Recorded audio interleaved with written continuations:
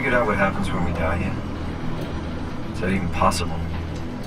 If there's some kind of afterlife, do you think my place is taken? The real me died like 100 years ago. Is there still room for me?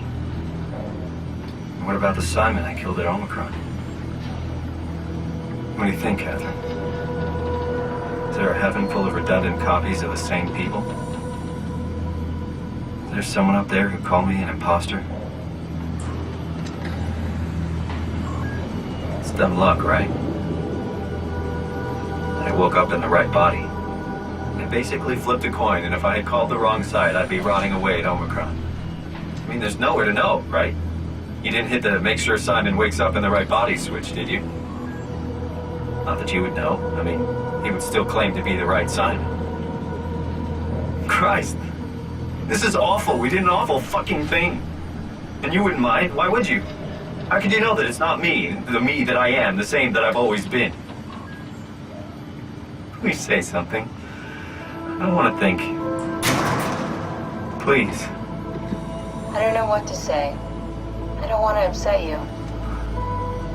Say anything. When I was little, I used to climb the stairs all the way to the top of the building. And I can still feel how I had to, tuck my arms so I could push the heavy steel door open. Well, the first time that I dared go up there, I stepped out onto the roof and watched the smog rise and fall over Taipei. I got all the way up to the corner ledge and, I felt the warm wind in my hair and the sun was setting and the streets below were shadowed by the tall buildings. The people pushing through the crowd flowed like paint from an artist's brush. Street food vendors filled the air with aromas of all my favorite foods. For a brief moment, I felt connected to the world in a way that I never had before. It was the most profound feeling of comfort and sense of belonging I could ever hope for. I really never felt the same way again, but I went up to the roof many times after. I'm not religious, but I can see why people would be. The privilege of being makes a strong case, at least every once in a while. Do you still feel that sense of awe?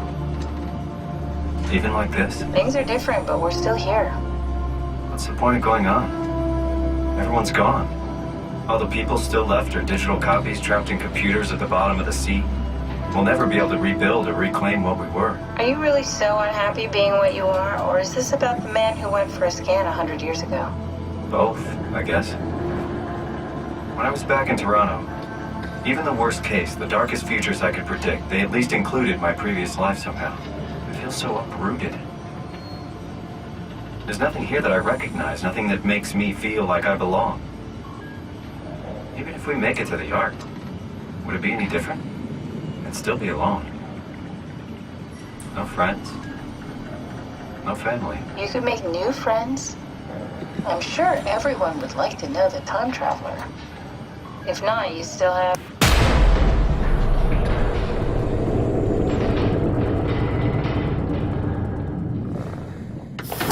Catherine?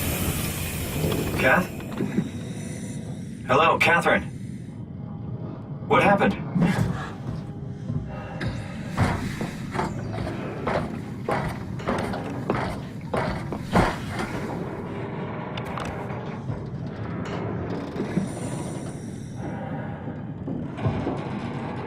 I know it's not much, but why have we stopped moving? The power blacked out for a moment.